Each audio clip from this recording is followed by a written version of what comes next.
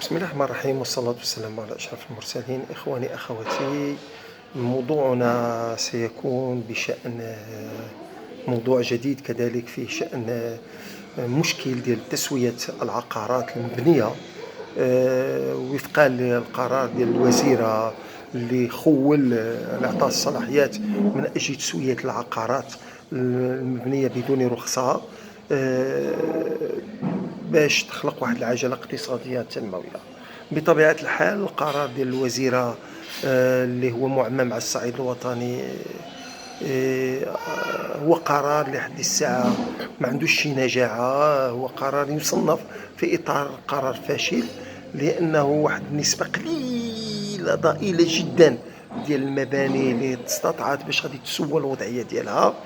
للاسف الشديد ما عطاتش شي مردوديه، وذلك بأن السيدة الوزيرة ما لقاتش ناس اللي غادي يعطيو لها النصيحة من أجل إخراج هذا المشكل من عنق الزجاجة، اللي بطبيعة الحال لأن رؤساء الجماعات المحلية والبرلمانيين معروفة هنا في المغرب كيخدموا المصالح ديالهم الشخصية، ما يقدروش يقولوا للوزيرة هاش تما وهاش كاين، لأن الهدف ديالو يخدم المصلحة ديالو الشخصية ماشي مصلحة ديال الجماعة ديالو أو كذلك مصلحة الوطن. وبطبيعة الحال مديري الوكالات الحضرية اللي هما تابعين الوزارة المعنية بالقطاع كذلك مخلوعين من الوزيرة. كيسمعوا الوزيرة كأنهم شافوا، واش غادي نقول لكم، شافوا شي حاجة غريبة ولا كبيرة، مخلوعين بها. ما قدروش غادي يكتبوا حتى هما تقرير مفصل حول مشكل ديال تاع الطور نتاع تسوية المباني.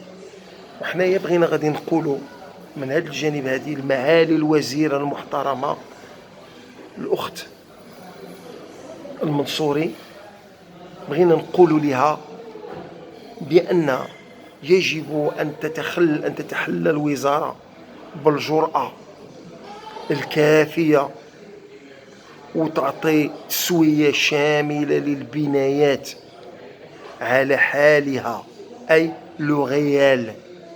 مثلا إنسان عنده البهو أو الباتيو كي كنقولوا حنايا أو صغير، والسيد باني الدار ديالو، ولا ما عندوش البالكون وباني الدار ديالو 20 عام هادي، ما غاديش نجي نقولوا له هذا النهار اجي هدم الحيط باش دير البالكون، ولا غادي دير المكان ديال التهويه في وسط في وسط الساحه ديال التهويه في وسط ديال الدار، لان اصلا ما يقدش، لان الدار صغيره. لوغيال هو هكا كاين.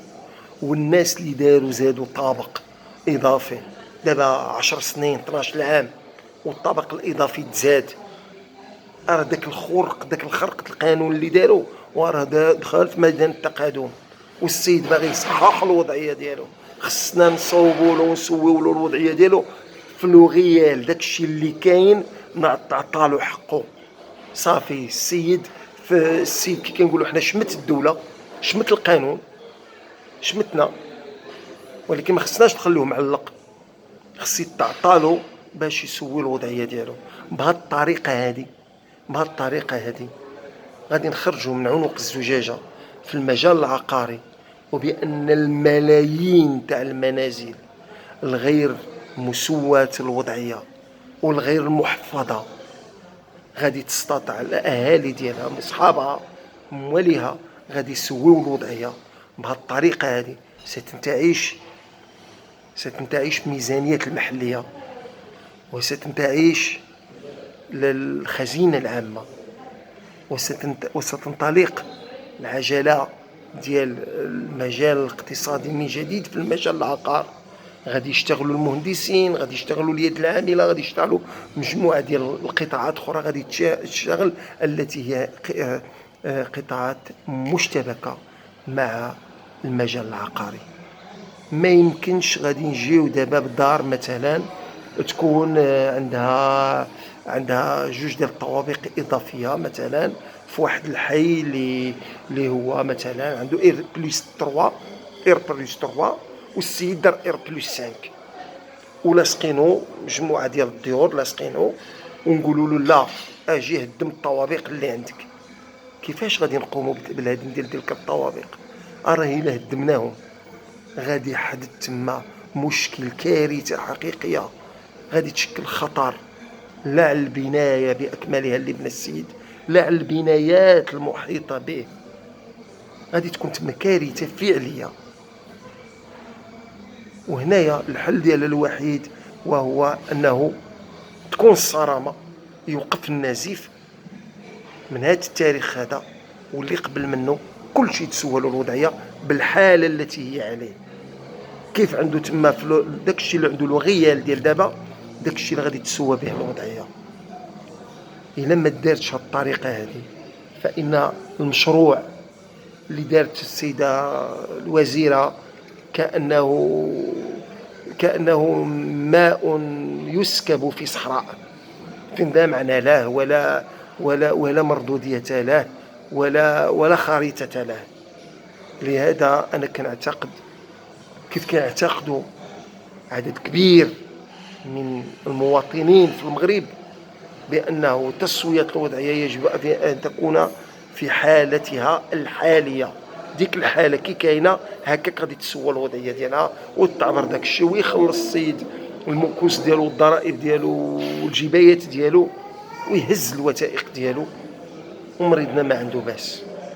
هذا الكلام هذا كنخرجوا حنايا كنقولوه وبصفتنا رئيس منظمة حقوقية باش نحركوا العجلة الاقتصادية للمنطقة أو المغرب، وتبان بأنه عفى الله عما سلف، دارت على الأخطاء ونبداو صفحة جديدة. ولكن كنجي كنقولوا يانا علاش؟ لأن المغاربة صوتوا على رؤساء، صوتوا على مجالس منتخبة فاشلة.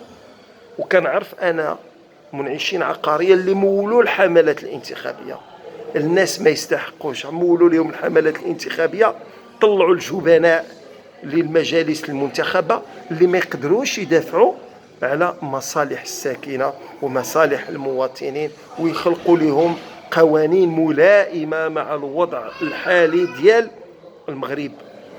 هذا كنتكلم هنا على الجماعات المحلية، وكنقصد كذلك البرلمانيين المغاربة اللي ما قدروش، خصوصا المنتسبين للحكومة ديال الاحزاب الثلاثيه التريبارتيت ديال الحكومه، اللي ما قدروش يقولوا للحكومه ديالها الاغلبيه ديالهم، الحكومه اللي كتشكل من الاغلبيه ديالهم، بانه ها فين كاين الخلل وها كيفاش خصو يتصاوب.